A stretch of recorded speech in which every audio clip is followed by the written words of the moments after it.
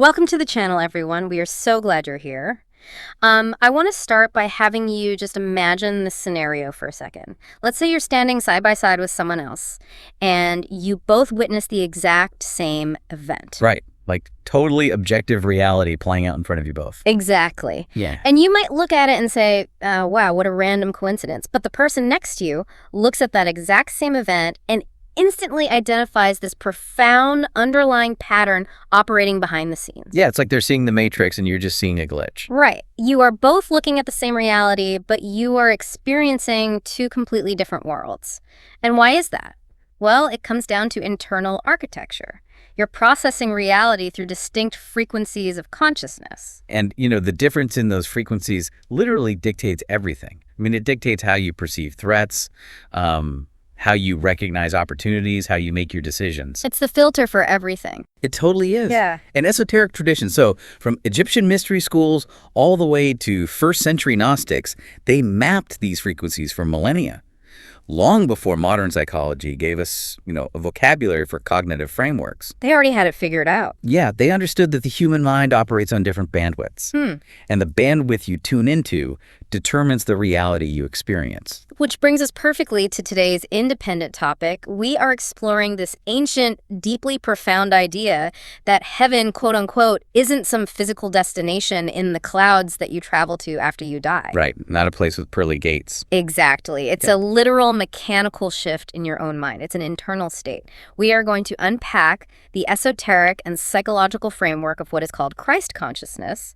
And let's just be super clear right up front. We are examining this completely divorced from institutional religion or dogma. I'm so glad you clarified that because, man, that name carries incredibly heavy baggage. Oh, massive baggage. The moment people hear that phrase, they immediately associate it with, a historical figure or a specific doctrine or a rigid institution. But in this esoteric framework, it's not a religious figure demanding worship. So what is it then? It's a replicable internal state. You can think of it as an upgraded operating system for the human mind. It functions independently of who accesses it, kind of like the light of physics. Oh, I like that. Yeah, like gravity doesn't care about your religious beliefs, right? And neither does this frequency. Okay, so if we're talking about an operating system, we kind of have to admit that most of us are currently running on some incredibly buggy software. Oh, totally. We need a patch update real bad. We really do. We live in this state of unconscious repetition, like we're just on autopilot. If you look closely at your own daily routine, you'll probably notice that a massive percentage of your decisions are driven by default inertia. Yeah, you just do what you did yesterday. Right. You react to an email the same way every time. You get triggered by the same tone of voice from your partner. You repeat the same tired arguments. And the esoteric tradition actually has a specific word for that repetitive unconscious loop. They call it karma. Wait. Really? Because I feel like karma is always talked about as like a cosmic point system. Exactly. It's so misunderstood in pop culture. People think it's this system of punishment and reward from the universe.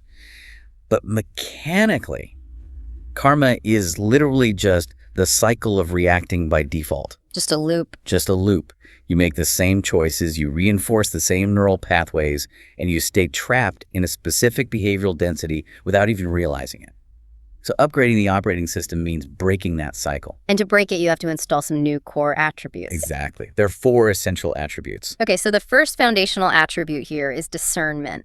But not just a vague sense of knowing right from wrong. From what we're discussing, discernment is the active ability to physically pause the mechanism of reaction. Yes, that micro pause. Right. It's creating a microsecond of space between a stimulus and your response, just to evaluate if an action served your ultimate growth or if it just drains your energy. And that pause is literally everything. Because without it, you cannot implement the second vital attribute, which is an awakened heart center. Okay, unpack that a bit. What does an awakened heart actually mean here? Well, when these esoteric texts talk about unconditional love, they are not describing a passive, floating, feel-good emotion. Like, it's not just good vibes. An awakened heart operates as a form of practical intelligence. Practical intelligence. Interesting. Yeah, it's the profound recognition that every being, including yourself, is an expression of source consciousness. Well, okay, but I have to push back on the application of that for a second. So go for it.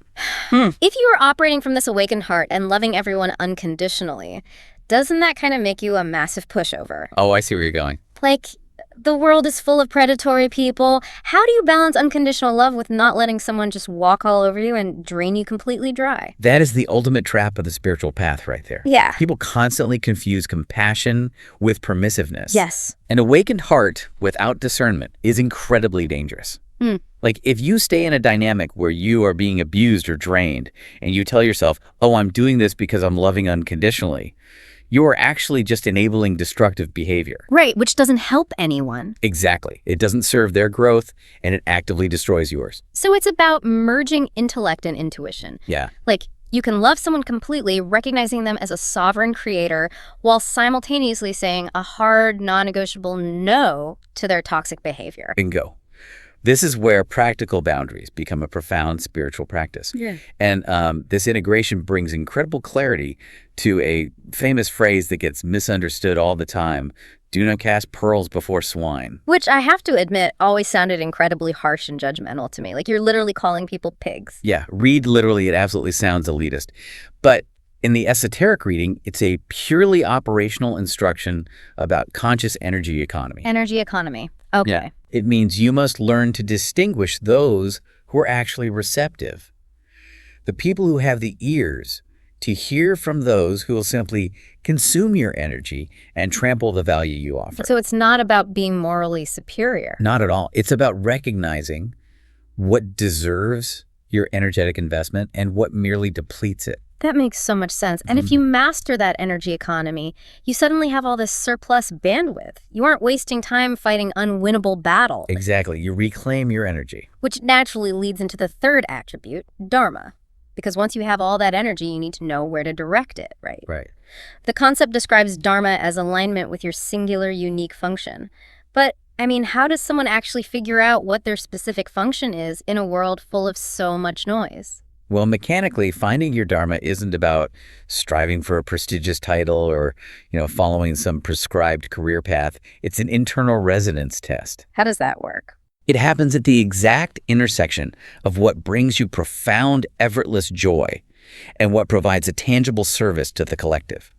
Think of the human collective as a massive, complex organism. A liver cell doesn't try to do the job of a lung cell. Right. That would be a disaster. Totally. So when you strip away societal expectations and just tune into the specific frequency of your own operating system, your dharma becomes obvious. It's the work you would do even if you weren't paid for it. Simply because it's the truest expression of your unique configuration. Exactly. I love that. And when you are operating in that dharma, applying discernment and keeping your heart open, you reach the fourth attribute, sovereignty. The ultimate goal. You become completely self-governing. But man, getting to that sovereign state feels like walking a tightrope sometimes. We are constantly being pulled off balance. Oh, constantly. To use an analogy, it's kind of like trying to drive down a straight, narrow road, but your alignment is fundamentally off, so you keep swerving wildly into one of two ditches on either side of the road. That's a perfect analogy. Those two ditches represent the polarized extremes competing for our consciousness every single day. And the esoteric tradition maps these forces so clearly.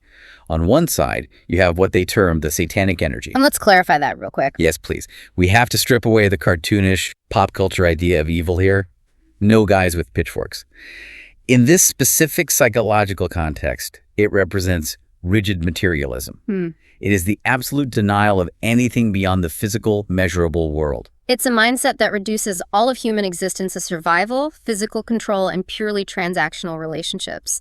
The philosophy of that ditch is basically, this physical world is all there is. It's a zero-sum game, so I need to optimize my resources, hoard what I can, and just dominate my environment. Yeah, that is the pure density of the material trap. And on the exact opposite side of the road, you have the other, ditch the Luciferian energy. Again, not a literal fallen angel. Right, divorce this from the mythology. This represents spiritual escapism. This is the temptation to reject the material world entirely in favor of this ungrounded, airy transcendence. Oh, I've definitely seen this. We all have. You see this in people who use spiritual vocabulary and positive vibes only rhetoric to just bypass real world problems. They collect profound meditative experiences, but they cannot sustain a basic structure or accountability in their actual concrete life. They use spirituality as a shield to avoid taking practical action. Like, if they have relationship problems, they just say the universe is testing them rather than sitting down and having a hard conversation. Exactly. Spiritual bypassing. What really stands out to me here is that neither of these extremes realizes they are in a ditch. Like, the rigid materialist genuinely believes they are just practicing cold, hard realism, and the spiritual escapist believes they are achieving high evolution. But neither actually possesses free will. They're just caught in different flavors of automatic reaction. Both extremes are invisible prisons. So how do we get out? To navigate out of these prisons, the Kabbalistic tradition offers this brilliant architectural map called the Tree of Life. It organizes the forces of human existence into 3 vertical pillars. The 2 extremes we just discussed represent the left and right pillars. Okay, so the ditches are the side pillars. Right. And they operate within their own domains, but functionally, neither of the side pillars can ascend to the highest sphere, which represents unity consciousness. So if materialism and escapism are both dead ends, it seems like we are missing a critical third option, a way to walk right down the center of the road. That is exactly where Christ consciousness enters the map. It occupies the middle pillar. It is the only path that ascends. But standing on that middle pillar is psychologically demanding. Because it requires balance. Because it requires the capacity to hold paradoxes without panicking. Oh, wow. Okay, let's break down the cognitive mechanics of holding a paradox. We mentioned earlier the scenario of loving someone deeply while recognizing their behavior is destroying you and therefore enforcing a hard boundary. A classic paradox. Right. And the polarized biological brain hates that. It demands you pick a side to resolve the cognitive dissonance. It literally screams, either accept the abuse because you love them or decide you hate them so you can leave. Yeah, the brain craves binary simplicity because it uses less caloric energy. It's lazy. When you hold a paradox, your nervous system often flares up with anxiety because it feels like a contradiction. So what does the middle pillar frequency do? The middle pillar frequency is the ability to sit in that uncomfortable tension. You observe the 2 truths that appear to contradict each other. You refuse the biological urge to collapse into a binary reaction, and you allow a genuine, clear choice to emerge from a higher vantage point. You find the third way. That is powerful. But the obvious question then becomes, why is human biology wired to prefer the ditches? How did we get stuck in this polarized binary world in the first place? That's where we get to the fun stuff. Right. To understand that, we have to look at this wild cosmic origin story preserved in Gnosticism. Yes. In Gnostic cosmogony, wisdom is not just a virtue you try to practice. It is a literal creative force, an emanation from source consciousness, and it's given a proper name, Sophia. Right. And the myth tells us that Sophia, moved by this profound creative impulse, generated something entirely on her own without her balancing counterpart. She created unilaterally. Which is a problem. A big problem, because a dualistic universe fundamentally requires opposing forces to maintain equilibrium, like an inhale needing an exhale. Because she created out of balance, the result was this dense, imperfect, highly polarized material reality we currently inhabit, which the texts call the demiurge. The beauty of the myth is that it doesn't end with this fall into density. A second movement is required to restore balance. Christ descends into this dense reality specifically as Sophia's counterpart. Yeah. In esoteric terminology, they form a syzygy, a paired complementary whole. With twin flames. Exactly. If Sophia represents pure wisdom, Christ represents that exact same wisdom set into kinetic action. Wisdom set into action. Okay, let's ground that concept for you listening. Think about someone who goes through a string of incredibly destructive, terrible relationships. They get to the end of the third disaster, and they finally do the introspective work. They sit down and analyze it. Right. They say, never again. I see the red flags. I know exactly what went wrong and why I attract this. They have acquired the wisdom. They have Sophia. But a year later, relationship number 4 comes along. The exact same red flags appear, maybe dressed up in a different outfit, and the person dives right back in, repeating the exact same pattern. Oh, it's so common. And the tragedy there is that knowing what happened is not the same as integrating what happened.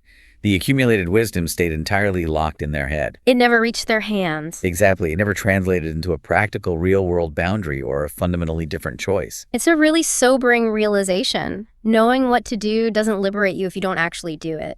Insight without action is just another form of spiritual escapism. Yes. And the Christ consciousness framework is the activation sequence for that wisdom. It is taking the profound lessons Sophia learned and forcing it into the friction of your day-to-day choices. That's how you break the loop. That is the literal mechanism for stepping out of the karmic cycle. You don't just recognize the repetitive pattern in your journal.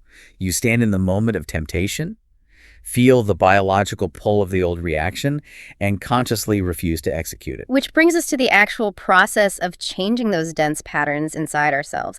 The esoteric texts use the language of inner alchemy for this. And usually when we hear the word alchemy, we picture some medieval guy in a dark room trying to turn literal chunks of lead into gold bars. Right, like an ancient chemist. But the esoteric tradition used chemical transmutation as a coded metaphor for something vastly more important. The human heart center is the true philosopher's stone. It acts as the alchemical furnace. Okay, so what are the lead and the gold in this metaphor? In this inner alchemy, the heavy, dense lead represents your unconscious, repetitive psychological patterns, your trauma responses, your prejudices, your daily anxieties. The gold is absolute clarity and conscious choice. So you take the lead of your reactions, throw it into the furnace of an awakened heart, and transmute it. Exactly. There's this incredible researcher named Bill Donahue who took this alchemical lens and applied it to the Bible. He translated the text purely as a psychological internal map rather than a historical record. Yeah, Donahue's work is fascinating. It completely dismantles the literal reading. He treats the text as an instruction manual for the human nervous system and consciousness. Give us an example of how he does that. Take one of the most famous, visceral scenes in the New Testament. Yeah. Jesus driving the money changers out of the temple with a whip. Right. And the conventional historical reading is that a guy got physically angry at capitalist exploitation in a religious building and started flipping over tables. Exactly. But when you read it esoterically, the geography changes entirely. The temple is not a building made of stone in the Middle East. As the text itself explicitly asks, do you not know that your body is the temple? The temple is the human form. Mind blown. And it goes deeper. The location of the crucifixion, Golgotha, translates literally to the place of the skull.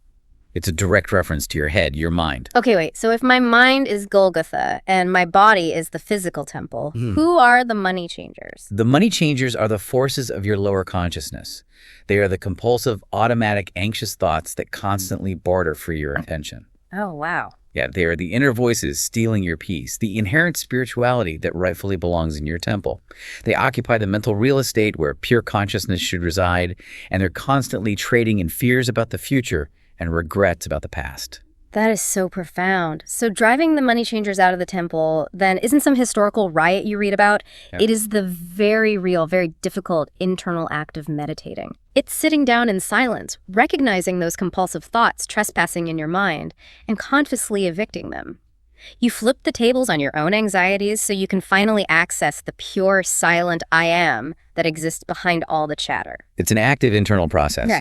But, applying that psychological translation raises an unavoidable question regarding the historical narrative. Which is? Well, if the entire process is internal, if the temple is your physical body and the alchemical furnace is your own heart, then what was the functional purpose of the historical figure of Yeshua walking around the earth and teaching? Oh, right. Why bother incarnating at all if salvation is just an internal DIY project for every individual? Exactly. And the answer is that he incarnated to serve as a demonstrator, not an exclusive gatekeeper. The demonstrator. Yes. The purpose wasn't to set up a rigid hierarchy, point at humanity, and declare, I am divine and you are fundamentally flawed. Worship me as an intermediary to get to source. He came to show the collective exactly what it looks like when a human being fully embodies this upgraded frequency without an ounce of fear. His life was the instructional material made visible. Perfectly said. He was trying to cure our spiritual amnesia. If you think about human development, we are born, and almost immediately, society starts stacking layers of identity on top of us. So many layer. I am my job title, I am my nationality, I am my role in my family, I am my political affiliation. We get so buried under these fabricated labels that we completely forget the pure I am consciousness sitting underneath all of it. We forget who we actually are. Yes. Yeshua was essentially a walking alarm clock trying to wake people up from that localized amnesia. And the method he used was guiding people toward gnosis. Gnosis is a foundational term in these esoteric texts, and it means direct experiential knowledge. It is the polar opposite of blind faith or belief in a dogma. The best analogy I've heard for this is tasting a piece of fruit. Imagine someone describing the taste of a mango to you. They tell you about the vibrant sweetness, the specific texture of the flesh, the smell of the skin. If you just take their word for it, you have faith. You believe the mango is sweet. Right, you're trusting them. But gnosis is the moment you actually pick up the mango and take a bite yourself. Exactly. Yeah. Faith is accepting the description handed to you by an authority. Gnosis is putting the fruit in your own mouth. The esoteric tradition insists that no human being gets to unity consciousness by outsourcing their spiritual connection to an external figure. You can't just coast on someone else's enlightenment. No, you cannot ride someone else's realization to the finish line. You have to taste the fruit yourself. Which perfectly brings us back to that final attribute we mentioned at the very beginning of this topic today. Sovereignty. The destination. Yes. Once you experience gnosis, once you actually taste that direct connection, you realize your link to source is unmediated. It is personal, and it is entirely non-transferable. And that realization, that sovereignty dissolves all institutional dependency. You suddenly recognize that you do not need an intermediary. You don't need a guru, a priest, a politician, or a specific organization to grant you permission to access the sacred. Because it's already inside you. The sacred is already the operating system running in the background of your own mind. Without sovereignty, your discernment always relies on someone else telling you what is right. Your heart just follows external rules instead of trusting its own internal compass. It is the ultimate form of psychological empowerment. Yeah. You are flatly refusing to hand over the authority of your own mind to any external force. And when we connect all these esoteric dots, we get a complete functional map. We recognize our starting point in unconscious repetition, swinging wildly between the ditches of rigid materialism and ungrounded spiritual escapism. Yeah. We learn to take the abstract wisdom of Sophia and activate it into the practical boundary-setting discernment of Christ consciousness. We step onto the middle pillar, holding the intense biological tension of paradoxes without collapsing into binary reactions. And we execute all of this inside the temple of our own physical bodies, using the furnace of our own hearts to transmute those dense, heavy reactions into absolute clarity and sovereign choice. The architectural plans have literally been preserved by thousands of years of esoteric tradition. The temple is already built. The alchemical furnace is already lit inside of you. You just have to use it. The only thing missing for the vast majority of people is the conscious intention to stop looking outward for salvation, look inward, and actually start the process. That is incredibly powerful. As we wrap up our exploration today, I want to leave you with a different angle to consider. We spent a lot of time discussing how your own mind and body serve as the ultimate temple, meaning you don't need an external intermediary to access the sacred. Right. But what are the macro implications of that? Think about the world around you. If millions of people suddenly woke up from their spiritual amnesia tomorrow, realized they had direct, unmediated access to source, and reclaimed their absolute sovereignty, what would happen to our physical institutions? Man, everything would change. How does society fundamentally restructure itself when the masses no longer rely on external authorities to tell them what is true or sacred? It's a paradigm-shattering thought. A world populated entirely by sovereign individuals requires an entirely new kind of civilization. Something to mull over as you navigate your own reality this week. Or just look inward and ask yourself, what money changers are taking up space in your temple today? We hope you enjoyed this conversation. Please don't forget to like this video and subscribe to the channel for more explorations like this. Yeah, thanks for tuning in. Thank you so much for listening, and we'll see you next time.